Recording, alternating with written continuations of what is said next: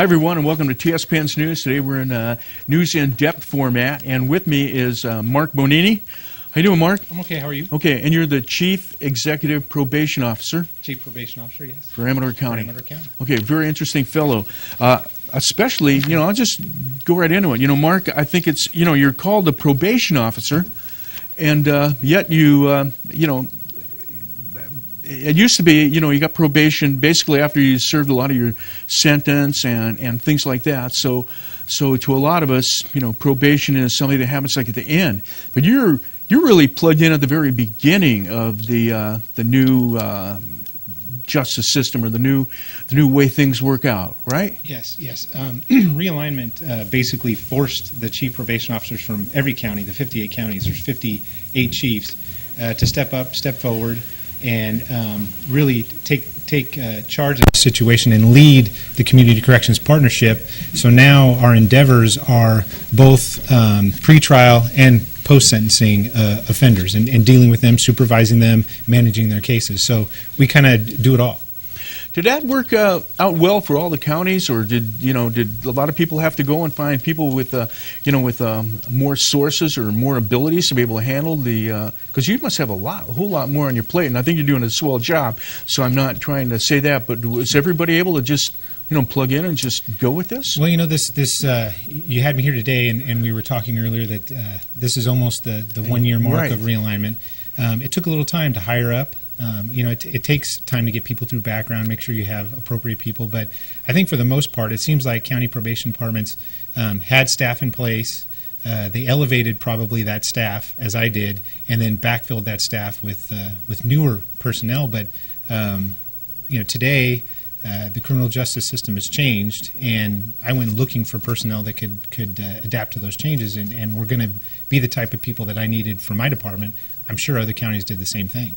So was this a big change? I mean, for you, I know at the same time I said, usually probation's at the end, but I also know, I believe I know, when someone's coming to trial, that you do a lot of, and have, as I think your job function was to do work as of, what would I say, for the criminal or the person that's facing a trial, so not necessarily criminal.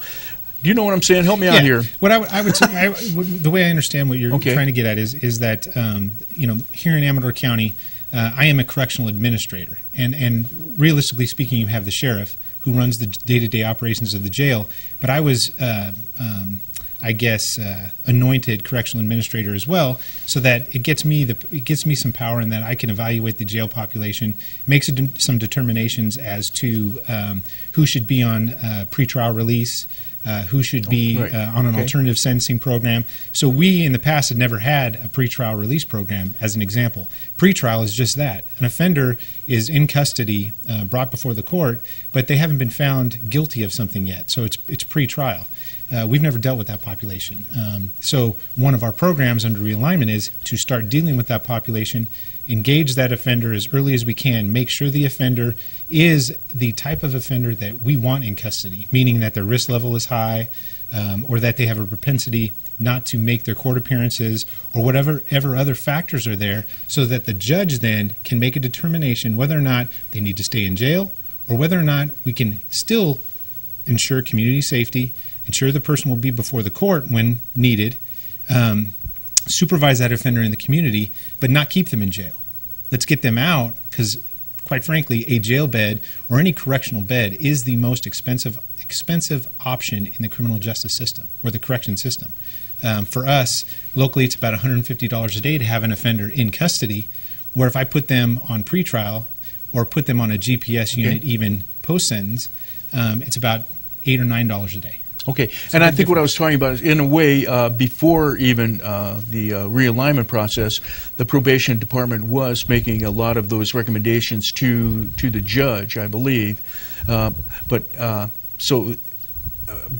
did they do that as well with the sheriff's department, or did a person stay until the pre-trial? Well, we did a little bit prior to realignment. It really accelerated or took off because of realignment. And then it was more of and it still is, a collaboration between the Sheriff's Department, the Probation Department, and the courts. However, it was mostly pre-realignment. It was mostly the sheriff controlling his population, and the court had some say in whether or not an offender was able to do their sentence on alternative sentencing. Now the way we're doing things, and I explained the pretrial program, but alternative sentencing wise, when an offender is sentenced, our court sentences the person, gives them a remand date if they're not already in custody. You're to remand to jail on whatever date that is.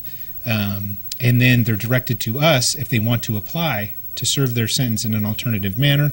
We put them through an evidence-based risk assessment, make a determination that, yes, this person is eligible for our program based on some criteria that both the sheriff and myself have went over and determined makes sense and is part of an evidence-based program.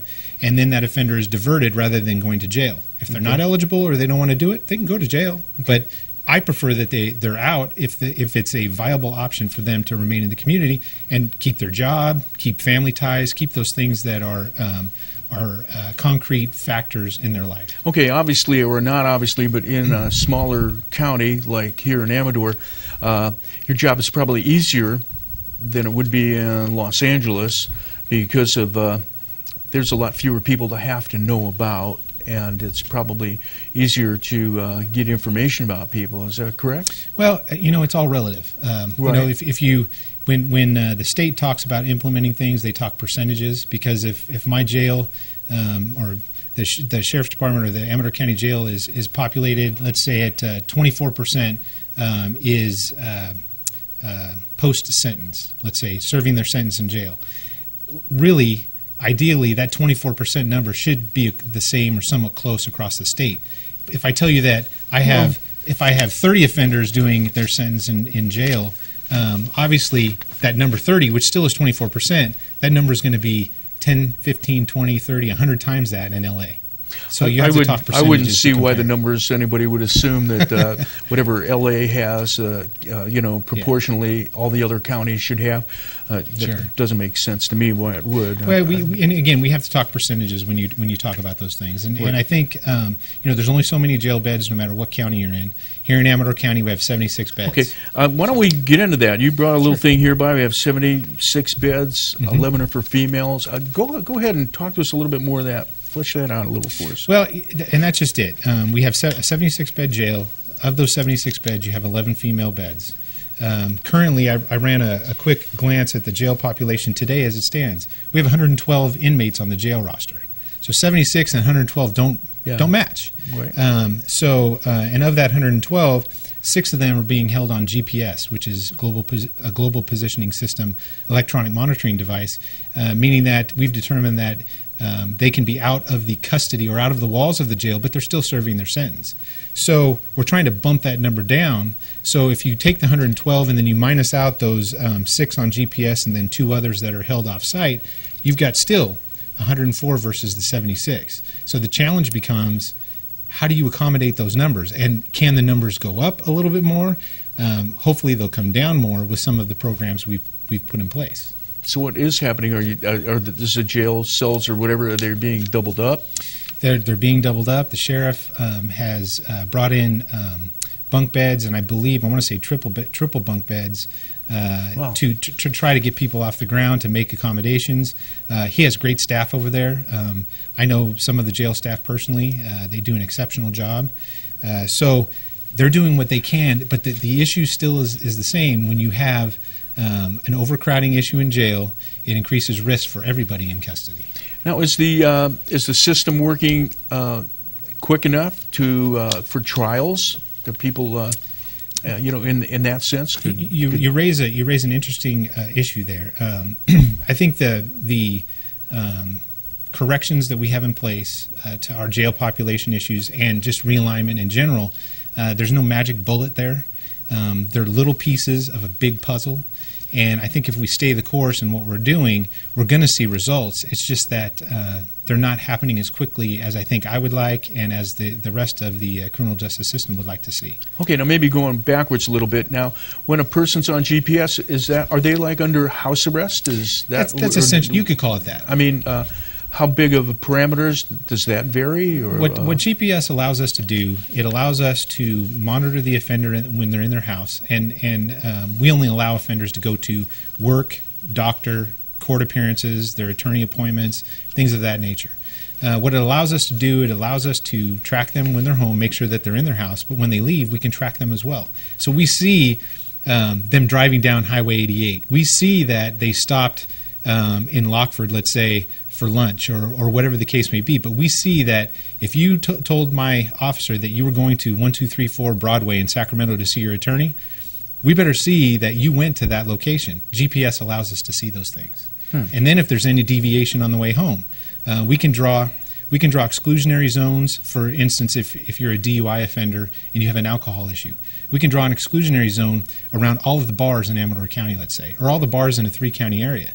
And if that offender if that GPS unit, because it's attached to the leg, goes into that area, we'll get an alert saying that that person was in that area.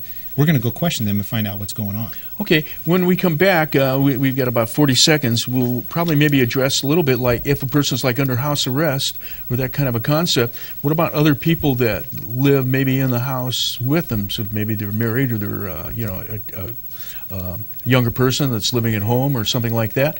Why don't we address that issue a little bit when we come back? Sure. All right? No problem. Okay, and so we're watching News in Depth, and I'm with Mark Bonini. He's the Chief Probation Officer here in Amador County, and we'll be back after this break on TSPN's News.